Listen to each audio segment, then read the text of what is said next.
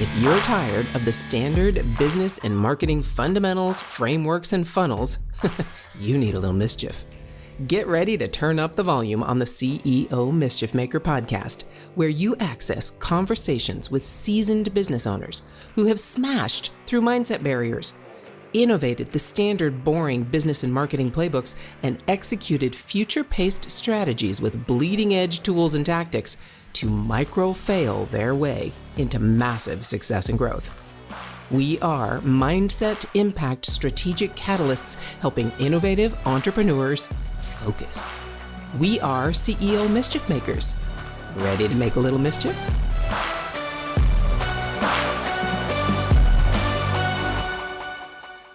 Hey, CEO Mischief Makers, I'm KJ here, and I can't wait to share with you an amazing person that I just met, I think probably just a couple months ago. Greta, how you doing? I'm doing amazing. Thank you so much. I'm excited to be here chatting with you. I cannot wait to share what you do, who you are. Let's start with that before I start diving into a little bit of an introduction myself, but just kind of for the people who don't know who you are, what do you do?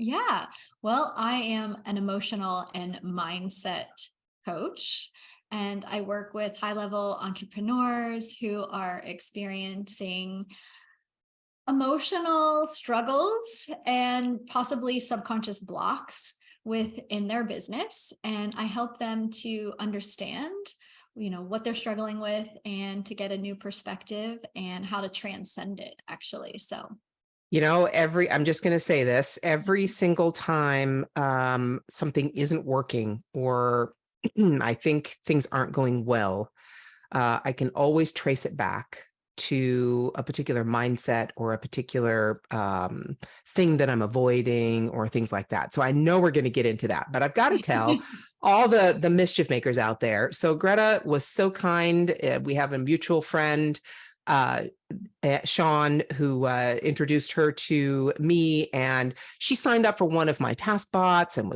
everything was going great. And then it wasn't going great. And there were issues happening and I had to do updates and blah, blah, blah. And this woman was so accommodating, and it felt like a failure from my perspective. And failure isn't a bad word to me. It's an opportunity. It's learning, but it felt like a failure landed me into a new relationship, an opportunity to learn and grow. And so I thank you for that.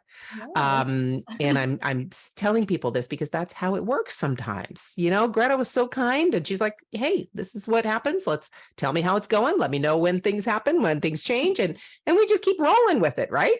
Yeah. And exactly the same thing on my end. It's like I'm coming with an open heart and just understanding and trusting the process. I mean, to fight with what was going on would be to fight against what was happening, source energy, and that's just not going to get me anywhere. So it ended up benefiting both of us. So I love that. Yes, absolutely. So that brings us back because that's quite a bit further than most people are today in business. That conversation we just had is natural for us, but it doesn't mean that it's natural for everyone. So because we're faced with these things all the time, right? I mean, just yesterday I mentioned to you we're going on a trip tomorrow, and we were trying to book a hotel, and the bank rejected the payment because they said we didn't need to tell them we were going out of the country, and apparently we did because they rejected this from another country, blah, blah, blah. So if I would have gotten all freaked out about it, what out of something I can't really control, except take the steps for what I can control, and it turned out totally fine. Everything's fine, everything's normal. But if I'd have flipped out about it, oh my goodness, my day yesterday would have been pretty miserable. So how did you get here? So what I'm trying to say is there's a huge gap from how I used to respond to situations like that, right? When I was less able. I'm not going to tie it to age or anything because those things really don't matter. But less able to deal with those things because it is an ability, it's a skill. How did you get here? Give me an idea of a mindset shift that you remember that's basically started you on this journey? Now, that's an excellent question. And you're absolutely right. Most of us are so stuck in our chaos forest, as I say. and we don't even realize it. And we get so accustomed to the level of stress and insanity and demands that we're placing on ourselves that it just builds incrementally over time, actually probably since childhood, when you're accumulating your beliefs and how you're beginning to view and see the world, and then what you believe your role to be in the world, and all of the pressures. And a majority of the time that's being driven by some pretty icky emotions. We want to avoid failing, like you said. We want to avoid feeling shame. We'll do anything to avoid experiencing these negative emotions. And that ball is set in motion very early in childhood. And without getting this eye-opening awareness, like, you can have the accumulation of this, and it typically develops and manifests in the body as stress, anxiety, right? Not being able to keep it together, flying off the handle, loose cannon, not being able to focus. But for me, the biggest mindset shift was I had to be pushed to my edge, to my limit, with not knowing, right? Like, I had to be feeling really uncomfortable. And unfortunately, that's how we are hardwired as humans. Sometimes we don't move. Very few of us are truly, even entrepreneurs, we are probably an elite group, maybe an exception to this rule. Like, we do want to be pulled by desire and the greater goal, but a majority of us don't move unless we're super, super uncomfortable. And that's what happened to me. And I was working in corporate America, and I was traveling all the time. I was over 60 pounds overweight, and I was sick. I was having all these health issues. My marriage was falling apart. But yet I was still chasing this dream of, the perfect house and the perfect life and what it looks like externally, and striving for all these goals, not knowing what my heart really wanted. And there was this big disconnect of my emotions and the actions that I was doing. And I made myself physically ill and had all of the stress and emotion. And that was the biggest mindset shift for me, was that, what am I doing this for? And there has to be an easier way. Like, this is insanity, continuing down this path. And I felt like I didn't have control over my life. And I was like, this isn't the way. I just knew that intuitively, I knew that it didn't have to be this hard. And then, so do you remember a specific moment when you came to that realization and finally said, no, something absolutely has to change? Yeah.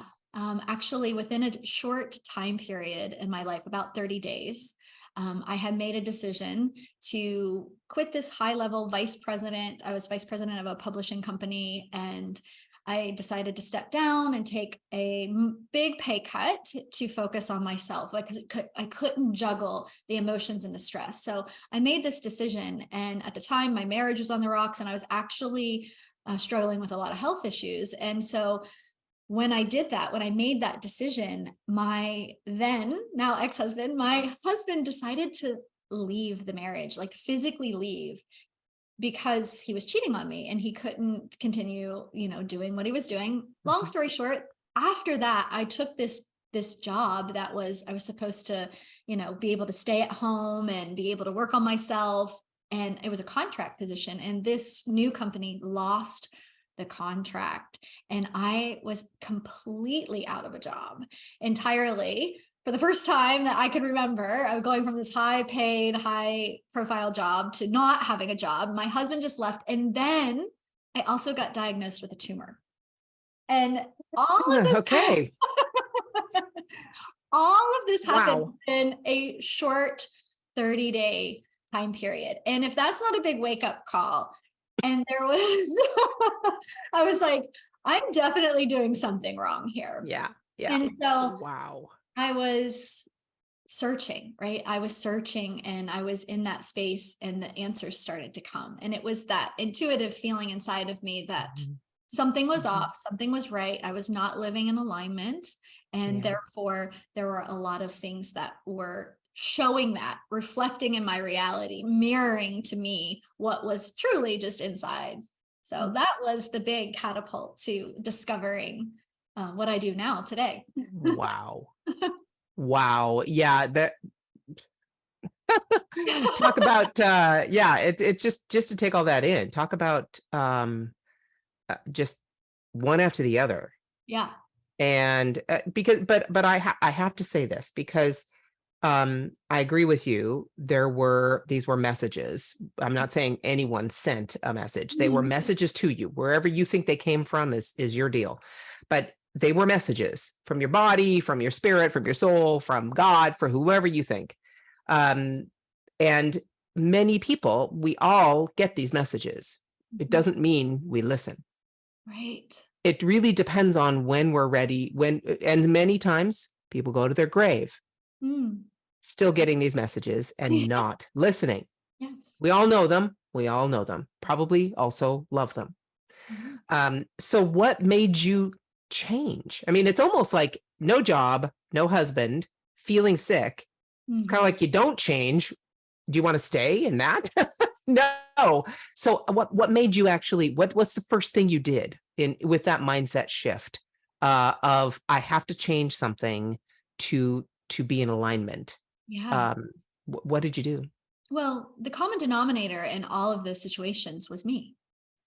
And when I truly Damn, I hate when that happens. know, right? And when I truly sat with that and took that in, I realized, well, yeah, I created that, and that's pretty undesirable. But if I created that, I can also create something that's very desirable. That I realized that the power was in my hands. And when you go through a big change like that, any type of change, it pushes all of the emotional gunk that's been in there for a really long time. So you're kind of forced to look back Yeah. at Yeah. how did I get here? What was I ignoring? We always have a choice. We have a choice on Yeah. how we think, and we have a choice on how we act, and we have a choice on how we Yeah. feel, although we don't realize it. And not choosing to look at it is a choice, right? Like you That's said. right. That's right. And that could be the choice that you're capable of making at the time. But I knew at that point that I was ready to make a different choice. It's really amazing. There's I love this guy. I've spoken with him many times and had the chance to meet with him. And Cliff Ravenscraft is his name. And he went from podcasting to coaching. And I was having a conversation with him once, and he said something very profound, is basically what you're saying. The common denominator is me.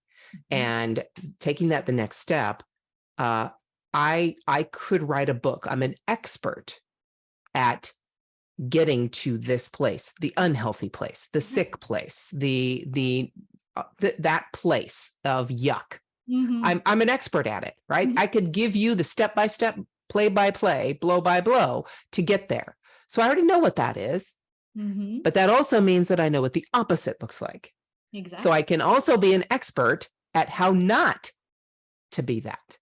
Yes. It really is that simple. It's not simple to do, but it's simple to understand. Right. And Um, you take your power back by understanding that I can create either. It's two sides to every Yep. coin, right? Two Yep. ends of the stick. Yeah. Yeah. Wow. That's amazing. Mhm. So for someone sitting out there, hopefully not tumor, divorce, no job, hopefully not that, but something at least as earth shattering possibly in their world, or coming up to that, or they keep getting that same lesson or keep getting thrown in that. I could talk all day about that lesson. I had to get it at least twice before I made that shift. But for someone sitting there, what would you say to them to be able to respond differently and actually shift their mindset? Yeah. Well, we want to avoid feeling discomfort at all costs. And we are so busy, go, go, go, immediate gratification, like overlook, overlook, overlook. And I would say the first step is to be still and not take action, and to get quiet. And can you create some space? Can you go within? Can you begin to slow the momentum down? And sometimes no action is the best first step. And that can feel very uncomfortable. And you're just learning, just like you said, you're building a muscle, right? You said it's a skill, it's a life skill. And if you go to the gym and you want to get buff and build your muscles, you're going to feel some, discomfort as that expands and grows, right? And you're pushing it to the limit. So it's getting okay with sitting in that discomfort, or maybe sitting in the not knowing for right now, to stop and slow the momentum. Okay, hold on. If your mindset was shifted, you were inspired to innovate, and you were spurred into action, don't just move on with your day. Focus, my friend, and take a few minutes to visit ceomischiefmaker.com to learn more about the value that was shared with you today. Please act now and create some CEO mischief of your own.